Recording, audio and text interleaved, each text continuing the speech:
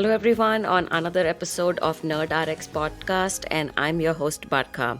And today is another monthly special episode, and I am honestly a little nervous today, but I have not been actually in cannabis field for a long time. But today we are going to talk about cannabinoids, and who better to talk about it than the scientist who actually discovered the CB1 receptor. Let's hear it from Dr. Allyn Howlett for today's episode. Welcome, Dr. Howlett, to the show, and it's been an absolute honor that you are here with us today. Well, I want to thank you for inviting me. I do like to talk to people about what I know and what um, what we might be able to discuss about it. Absolutely. And so let's talk from the beginning about your background and how everything got started for you. Well, I think I was probably a teenager and I realized that I really wanted to know a little bit more about how the brain worked. I thought that was exciting. And at that time, there weren't any what you would call graduate programs in neuroscience. And I went to college. I was very fortunate to have what we now call mentorship. Back in those days, you didn't really get a mentor, but I had an uncle who was getting a PhD. And so I knew what a PhD scientist was and what they did. And he advised me that if I liked biochemistry and I liked biology and I liked chemistry, that Penn State had a good biochemistry program. So I applied and I got in for college.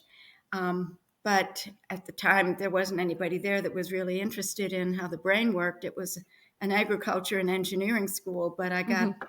a very good background.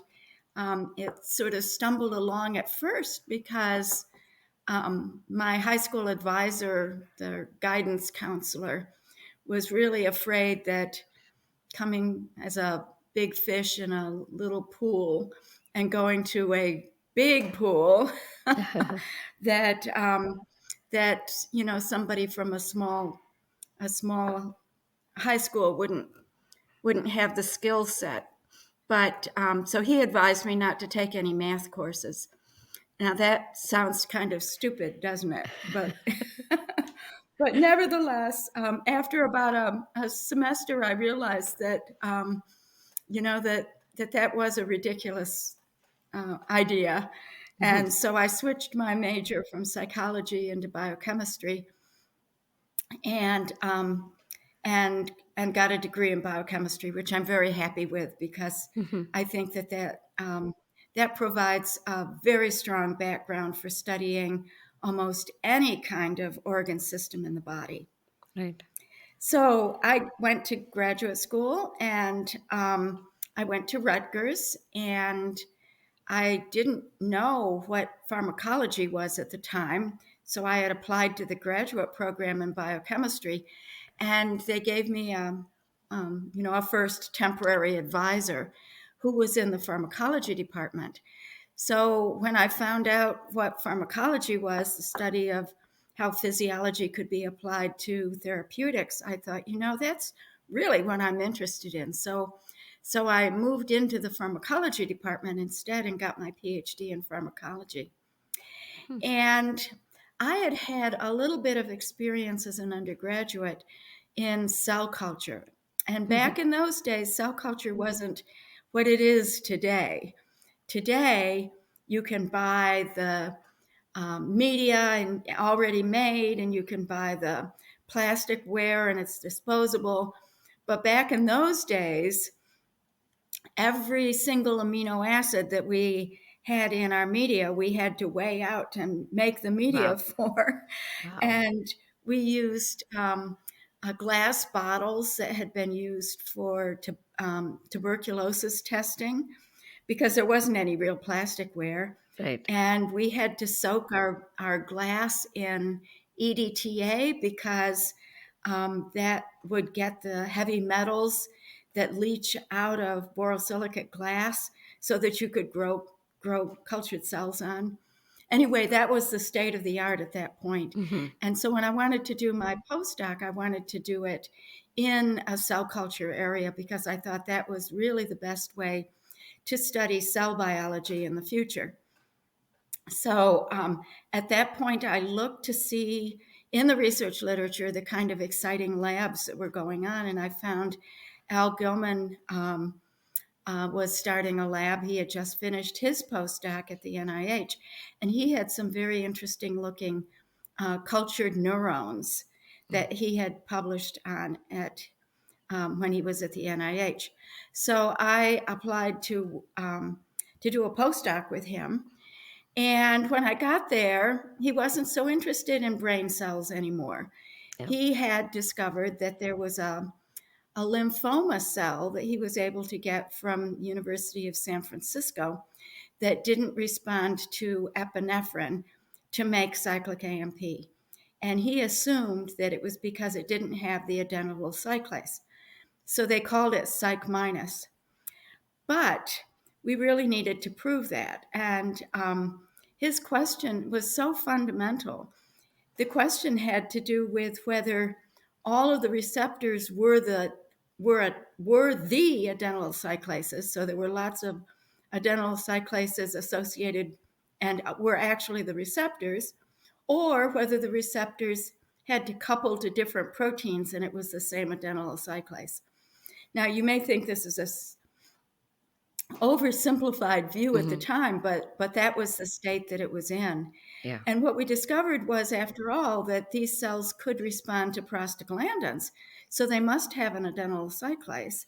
But we figured there was something missing. So the long and the short of it was, in my 3 years of postdoc work, I was part of the team that discovered the G proteins. So if you looked up in the research literature under G proteins, you'd never find those original papers because, of course, we didn't call it G proteins back Hmm. then, but it was called the G/F factor because, we weren't even sure that it was a protein. So it was called a factor, and it was called F as well as G. G because you could add GTP analogs that would stimulate it, and F because you could stimulate it with fluoride.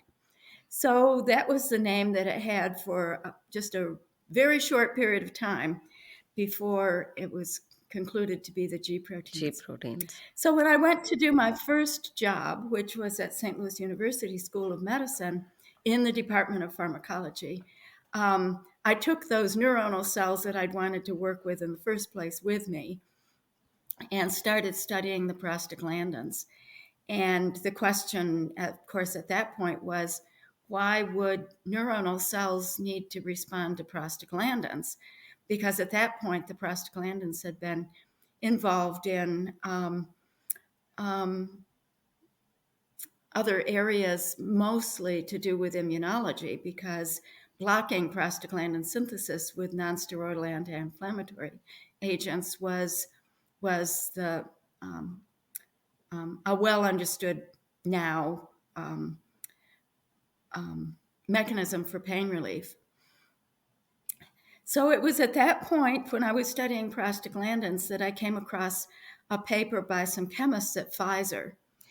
And Pfizer had noted that the active metabolite of delta 9 THC, which has a hydroxyl group on the methyl that's at the 9 position, that was a very good pain reliever in their pain relief animal studies. And they had developed a number of analogs and had taken at least one of them into clinical trials. And then the drug company realized that the more powerful or more potent compounds they made, the more potent it was at the unwanted side effects. Their goal had been to have an at home analgesic that people could be using for what we now call neuropathic pain. Right. And they were not able to send people home with the side effects of sedation and muddled thinking and loss of short term memory that we recognize as being part of the cannabinoid response. And since they couldn't really ever separate those unwanted side effects, they considered those side effects to be a liability for sending people home with an analgesic. So they dropped the project. Hmm. But the chemists at the same time said to themselves, well, you know what? Those compounds that we have are a 20 carbon structure, and they don't have very many, they don't have any nitrogens, and they've only got a couple of hydroxyls. And they seem to resemble in their growth structure what a prostaglandin looks like. So Right. they had one very short paper in which they proposed, without any evidence, Hmm. they proposed that their compounds were working as antagonists at the prostaglandin receptors that were in the brain.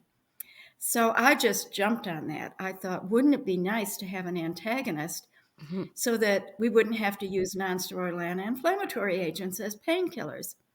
So I wrote to them and said that I had a single cell culture model system that I could test their hypothesis about prostaglandin receptors.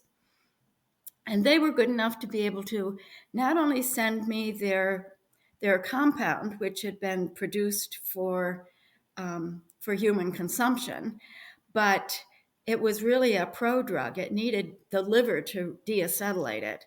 Right. And so they sent me the deacetylated form, and they sent me both an active isomer and an inactive isomer. So they sent me more than what I'd asked for.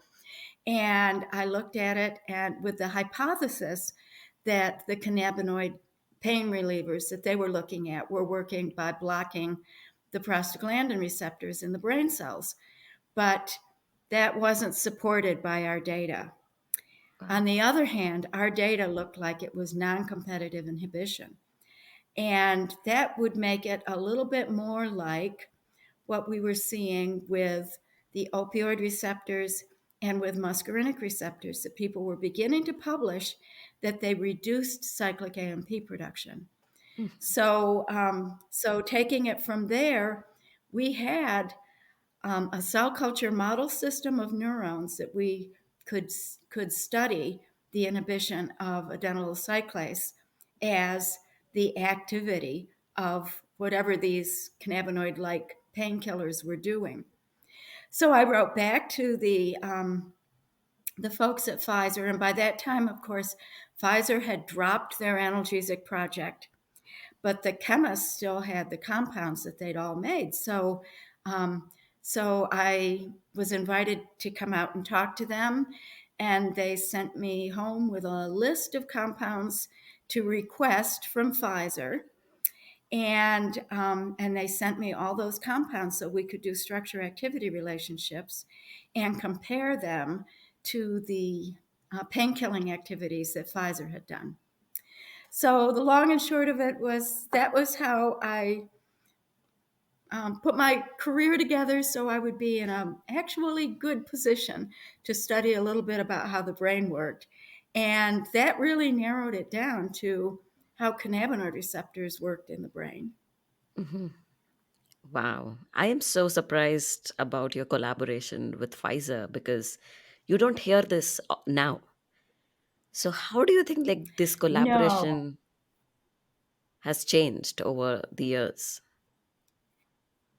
I think it was that I was working with them before the Bayh-Dole Act encouraged universities and research institutes to be able to use intellectual property to protect um, their research activities. Hmm. Because once that happened, then all of the universities developed offices that would be available to patent Right. their products and to protect their intellectual property.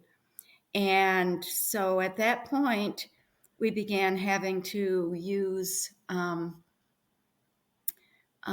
agreements when we wanted to use other people's reagents. If, right up until that point, if anybody asked me about my cell lines, I could just send them. the cells without having any paperwork to have to be done. Mm-hmm. And of course, before that, that was a period of time when we really didn't have the many activities that we do now with exchanging proteins and transcripts. But all of that now either has to come under some common law, a legal arrangement, Right. or has to be a legal agreement. Mm-hmm. And I think that was when pharmaceutical companies really stopped providing materials to researchers just for asking. Yeah. But back in those days, all I needed to do was write them a letter, tell them a little bit about what my research was, and ask them for the compounds that I would need to have to Mm-hmm. that came from their drug company portfolio. And then, of course, the fact that Pfizer was no longer going to be considering these compounds for taking them all the way through the pipeline. Of course, that was a major benefit to researchers Mm-hmm. because Pfizer gave me their compounds, but they also gave them to Billy Martin, who was doing animal work, and to any other researcher that would ask for them. So for most of our early studies, we were using Pfizer compounds that they had given us right up until about 10 years afterwards. And then we couldn't get compounds from Pfizer anymore. Wow. Okay. So I know everyone knows you with the discovery of CB1 receptor, but you have also developed the radioligand binding assay. Hmm. And so was it around the same time as the CB1? Oh, yes, that really defined a receptor. In those days, receptors were defined pharmacologically. Right. And so, the example is beta adrenergic receptors compared with alpha adrenergic receptors. And, um, and so you could use pharmacological tools that could, let's say, propranolol could block beta receptors but did not block alpha receptors. So those were the tools that we could use to define what a receptor was. At that point, we could do structure activity relationships because we had an assay that we could use for the cell signaling, but we really didn't have a protein. And the only way to identify a protein, or the best way to identify proteins back then, was to use radioactive ligands that could bind to those proteins. So that was a time in which Solomon Snyder was defining opioid receptors using radio labeled opioids, Mhm. and the Gilman lab was defining the adrenergic receptors by using iodinated adrenergic analogs. So the radioligand binding assay was something that I was doing all of the time in my postdoc. And so it was really the obvious choice for being able to clarify Mhm. that the biological actions of cannabinoids were really resulting from a receptor that was a protein. Mhm. Because at that point in time, the general idea was that these were very lipid soluble compounds. They might be acting more like general anesthetics, getting into the membranes, changing the membrane fluidity, and altering properties of maybe ion channels that were in neurons. So, with that kind of an attitude, you really needed to be very specific in getting the correct information that could support the hypothesis that it was really a receptor protein. Mhm. So even though we had a receptor that behaved pharmacologically that we could identify. We knew that it responded well to THC, it responded well to a good structure activity uh, program from the Pfizer compounds, but we needed the radioactive compound. So again, working with Pfizer, before they had dropped the project, needed to have the full ADME information. That means absorption, distribution, metabolism, and elimination profile in order to fully do clinical trials in people. So they had a plan already for radio labeling one of their most potent compounds that they had planned to take through the pipeline for marketing. But they weren't going to radio label it anymore because they didn't need it, because the program had been dismantled.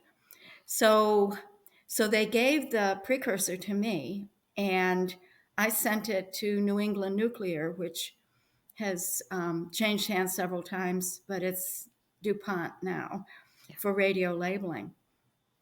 And so they sent me a radio labeled compound, and we did we did all of the description of the binding, the kinetics, and the SAR that was necessary to really distinguish that the biological activity that we had followed the same SAR as the binding to this radio labeled compound. So that really defined the receptor, and the assay then radio labeled ligands were just beginning to be very popular for doing ligand binding assays.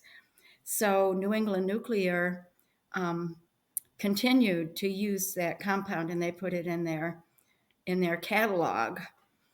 They told me that since I'd originally paid to have it done, that they would provide it to me free. But after they changed hands a couple of times, that kind of disappeared. But Hmm. this was all before the days where you could recognize proteins on SDS page gels using Western blots. Yeah. So, things have changed since then, and we don't use radioligand binding assays nearly as much, but we learned a lot because we could truly demonstrate that even though we required G proteins for the inhibition of adenylyl cyclase, we could demonstrate that the ligand binding assay responded to the GTP analogs as well. So we really could identify the physiological properties and the biochemical properties using this assay, Hmm. as could anyone else around the world who wanted to buy the ligands, Hmm. because now they were available. Right. Um, the next question I have is actually from my PI. I told her that I'm interviewing you, and she got really excited and she wanted me to ask you this. Do you think there we will ever see CB3 and CB4 receptors? I think some people think we already have. And for 20 years, I was part of the International Union of Pharmacology Nomenclature Committee. Right. And there's a committee that has been assigned to virtually all of the G protein coupled receptors, and then gone on to all of the various ion channel receptors, and a very nicely presented database that is now run from the British Pharmacological Society and the International Union of Pharmacology. And you can get information on virtually all the receptors that you could possibly think of based on this. But we had a nomenclature committee for the cannabinoid receptors. And at that point, we knew that we knew what the sequences were from the fact that some orphan clones had been identified using this radioligand binding assay that I had told you about. So now that we had a CB1 and a CB2 receptor, and they were only about 40% identical as far Hmm. as the amino acid residues, but of course they were forming a pattern and could both bind the same radioligands.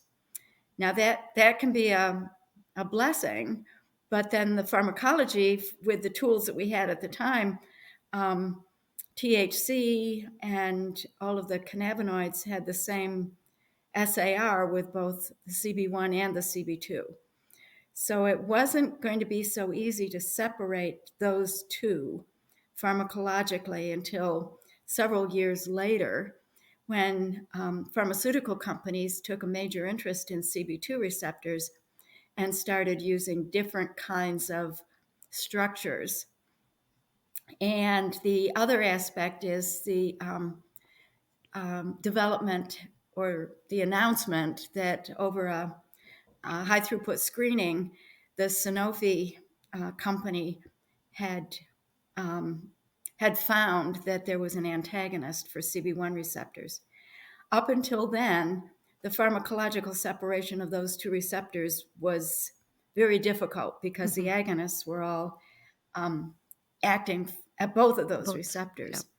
So once we had a pharmacological antagonist that was very specific for CB1, and then the company found another one that was similar in structure but different and much more selective for CB2, then we could really separate those two. However, your question is about potential others.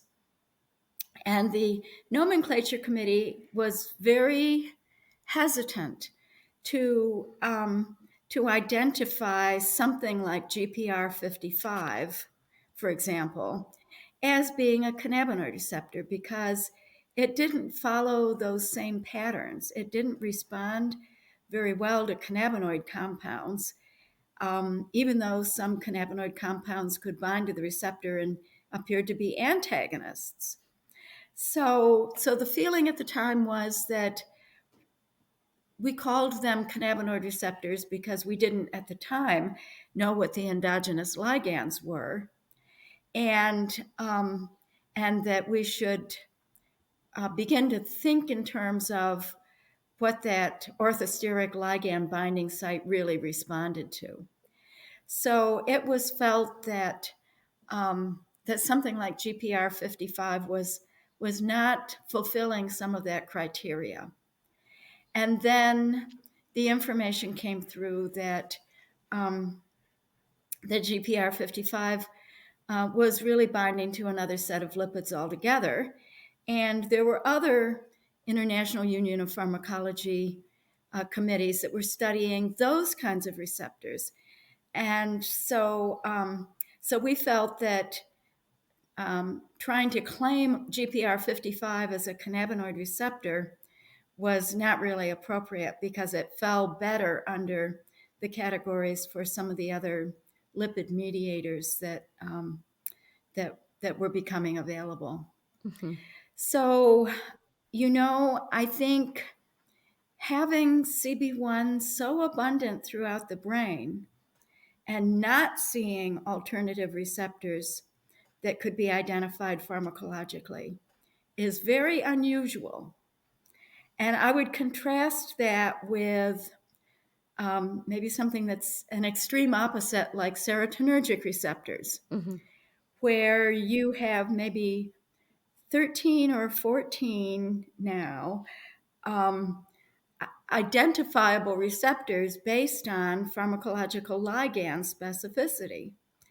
And there is none that has come up from the cannabinoid field in the brain, where you would really like to see some separation of the side effects from the beneficial effects. Hmm. It would be very nice if you could separate sedation and muddled thinking and loss of short term memory and coordination from pain relief, because that way you could promote compounds that could be cannabinoid receptor mediated pain relief and maybe use them in combination with nonsteroidal anti-inflammatories or in combination with opioids. But right now, it looks like that receptor has been so highly conserved Hmm. throughout all areas of the brain. And when you stop to think about it, what is it there for? It's there to modulate neurotransmission. And it modulates it the same way with the glutamatergic excitatory receptors and release of glutamate as it does with the GABAergic inhibitory receptors. It's the same endocannabinoid release mechanism that alters the ability to release the neurotransmitter from the storage vesicles. So, using that same mechanism throughout the entire brain, if you were to modify that and have CB3s and CB4s and CB5s, um, maybe that wouldn't be so efficient a way as the Hmm. modulation that takes place now. And the reason is that we've got a multitude of different kinds of responders to glutamate. Hmm. So we have a lot of opportunities for changing both ionotropic glutamate receptors as well as the number of metabotropic glutamate receptors. Well, with that in mind, you maintain the cannabinoid receptor regulation of neurotransmission the same way for all of these receptors, but those receptors are the ones that have been modified throughout the brain. Hmm. So maybe that's why you don't see a variety of receptors that are going to be responding the same way that these do. Hmm. Okay, wow. Um, so, in your opinion, what do you see the future of uh, cannabis is, and do you think it will ever replace opioids? I think that a lot of people are looking for good pain relievers. And right now, they're not finding what they really need. And part of that is the addiction properties. Part of it is that pain is not really pain. There are lots of different reasons for pain, causes for pain, and responses to pain. And so I think pharmaceutical companies are beginning to identify some other alternative pathways that can be modified, but certainly the cannabinoids have been used for pain relief for centuries, maybe millennia, and and would be good choices. With that in mind, I think people are using whatever cannabis products they can get for their pain relief. But there's still, unknowns. We know very little about what CBD is doing or how it works, and THC um, has those side effects. And while it's a different side effect profile than the opioids, that's why I'm suggesting maybe a dual combination medicine might be even better, because then you would reduce the different side effects that the two different kinds of drugs would have. So that is one opportunity that I think we have available for producing better pain relieving combination compounds. But what researchers are looking for now, I think, is more specificity, Right. something that could affect maybe only those neurons in the brain that are already responding by releasing endocannabinoids at their neurotransmitters sites. And so beginning to look at the endocannabinoid system, modifying the rates of synthesis or the rates of degradation of the endocannabinoids. That's really got a good deal of promise towards modifying cannabinoid actions in the future. And I think the other one is modifying the signal transduction. And that's what my lab has attempted to do for many years, is to determine if there's a way that we could single out one of the subtypes of GI as being predominant in one area of the brain. And now we're beginning to look at some of the associated proteins and how they are affecting the cannabinoid receptor. So, of course, one of those that you look at is the beta arrestins. And we really don't know enough about what kinds of therapeutic opportunities we could have Hmm. through G protein coupled receptors versus beta arrestins, but that's one way of looking at it. But another way of looking at it is to look at the other kinds of proteins that are binding to the cannabinoid receptor and asking about how they work. And so we've been looking at cannabinoid receptor interacting protein and how that interacts with the G protein signaling. So that has to do with the bias signaling, right? Yes, Yeah. yes. Hmm. People would call that biased agonism. If we Yeah. can get something that is important for regulating in one set of neurons in the brain, but don't affect the other sets of neurons that may Hmm. be involved in memory or in cognitive function.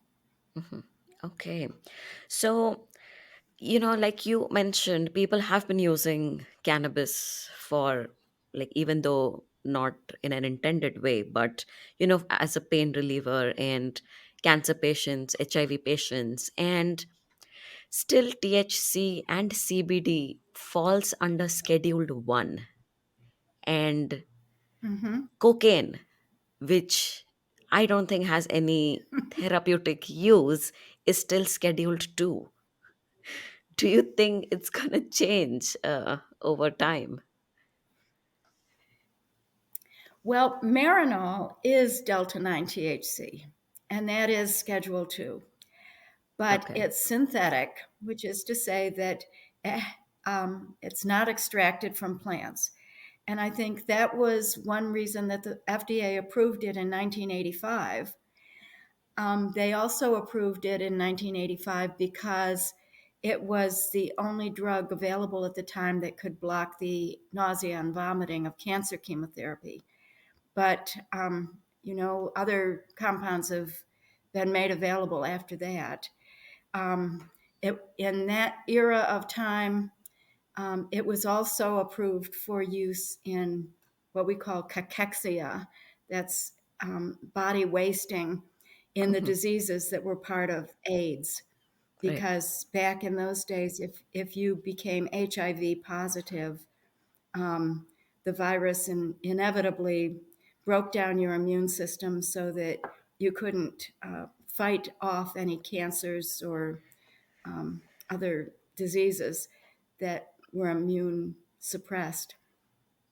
So, so it became a very useful drug, not only for pain relief in the cancer, but for reducing the the vomiting and also increasing the appetite so that you could gain body strength.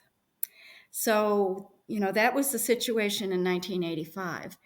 And it was packaged in sesame oil in a capsule, which it still is, but now it's also available in a liquid form that could be swallowed. But it always occurred to me that if you were vomiting due to cancer chemotherapy, that taking an oral medication that doesn't dissolve or doesn't get absorbed very reliably may not be the best route Hmm. of administration. So I think at this point, pharmaceutics needs to step in, and I'm sure that there are drug companies now that are very interested in how we can get lipid soluble compounds to become more bioavailable. And I think that's going to be very useful. But I think the situation now has come to the point where we have one legitimate drug in the United States that has come from grown cannabis, and that came from GW Pharmaceuticals, Epidiolex, because the Food and Drug Administration has not yet approved the Sativex, which has the THC in combination with the CBD for, you know, those compounds, although it is available for clinical trials. So we have many clinical trials now using Marinol. And I think with better pharmaceutics helping to get a more reliable THC kind of preparation, that those compounds can be submitted to the Food and Drug Administration, so that they can become legitimate drugs in America, just like they may be in other areas of the world. Okay.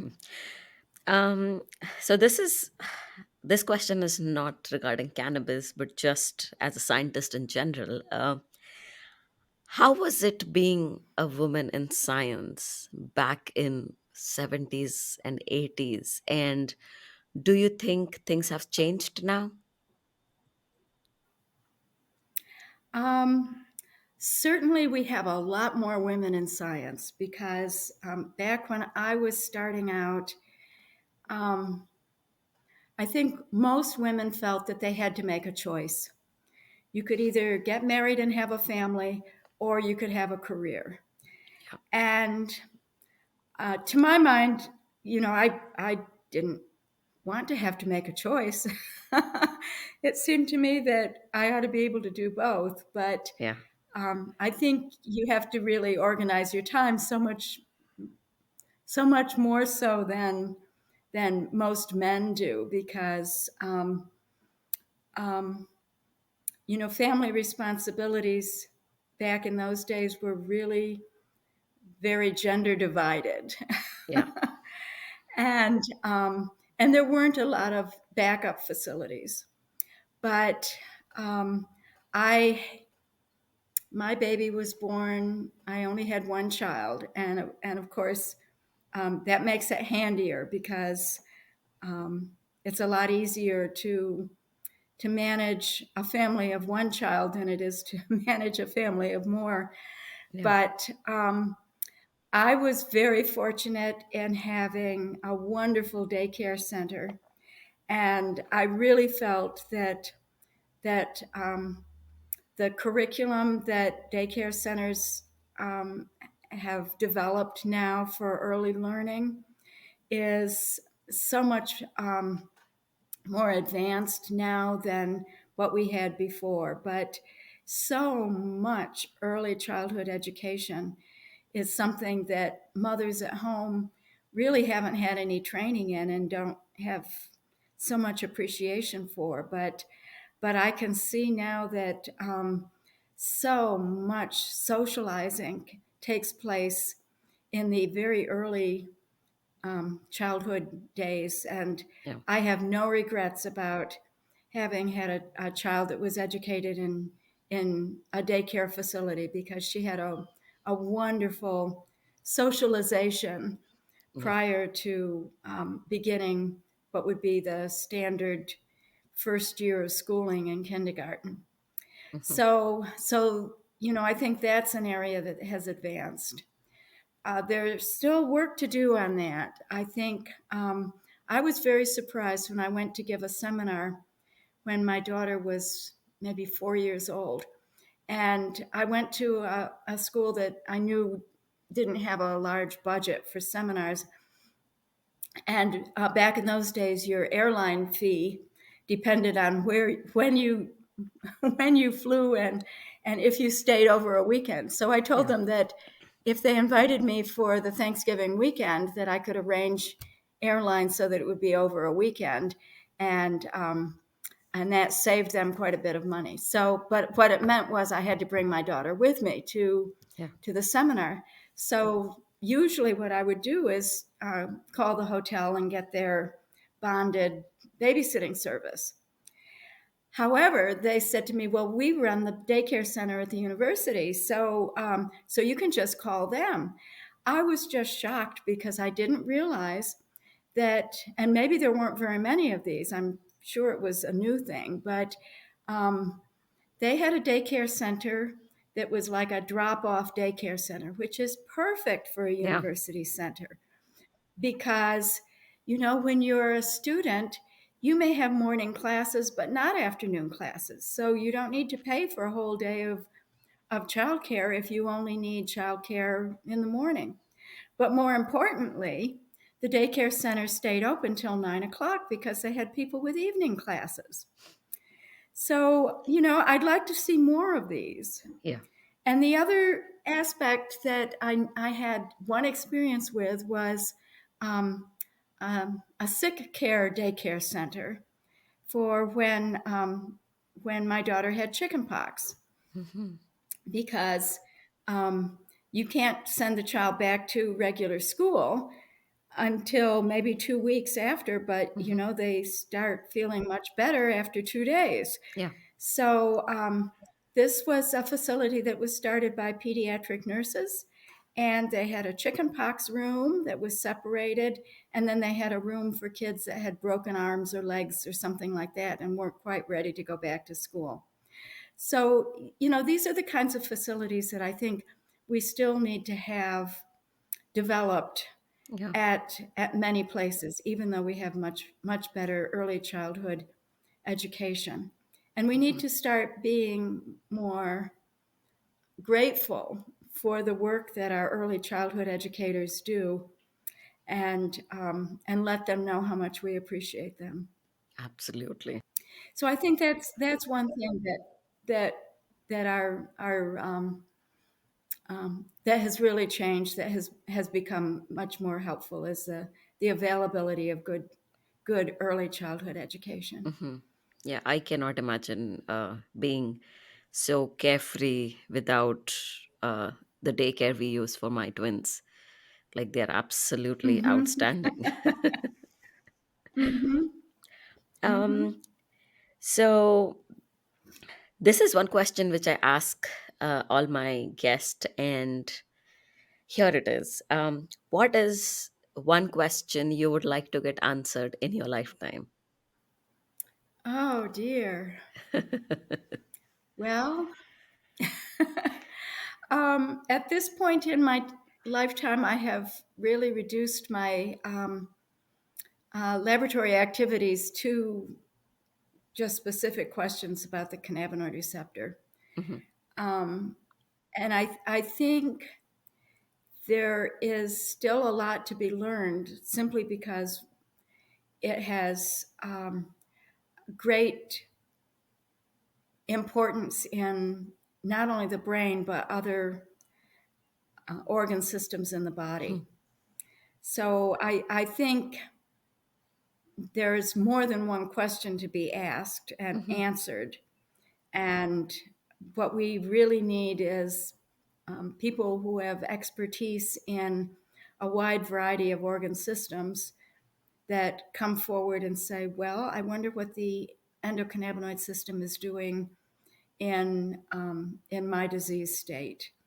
So I think we have broad questions that need to be answered, but maybe not answered by me. Mhm. Okay. And my final question: what advice would you give to young scientists who are just starting in the field, like myself? Um, I think time management is something that you really need to pay a good deal of attention to, because of the various roles that women play in the family, as well as in the in the career management. And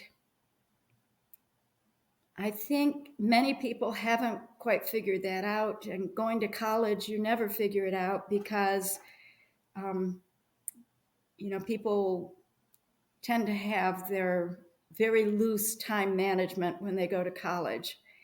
But once you get into graduate school, you really have to start organizing your time, prioritizing what's important, making sure you get it done efficiently, and then go on to whatever the next phase is.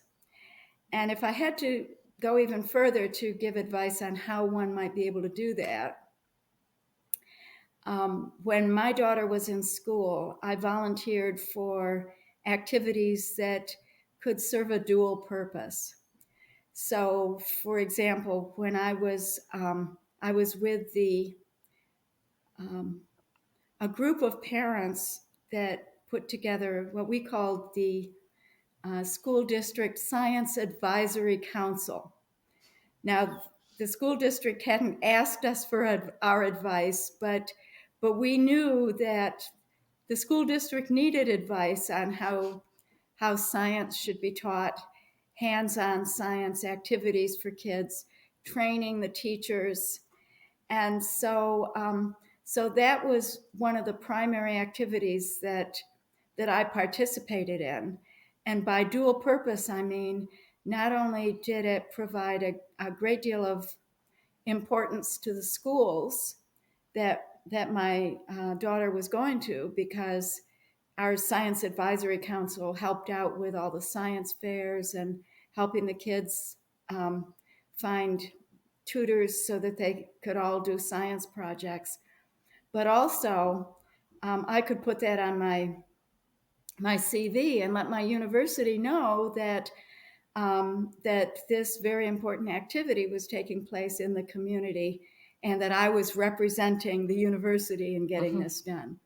So it covered both activities that were community service activities that my university would find happy, would be happy to have me do, but also the community activities that I think all parents really want to be involved in some activities Mm-hmm. in their children's lifespan. So that's one way of organizing things so that you can do something that's of value to both your career and your children. And Right. the other aspect of that is that um, usually when I went to very large meetings, I didn't take my daughter with me, but I belong to the International Cannabinoid Research Society, and that's a small meeting, and it's always been located at places that were family friendly. And so my daughter got the advantage of going with me. And of course, I usually had to bring my own babysitters, but nevertheless, she got to see places all over the world, largely because she could go with me to meetings such as this.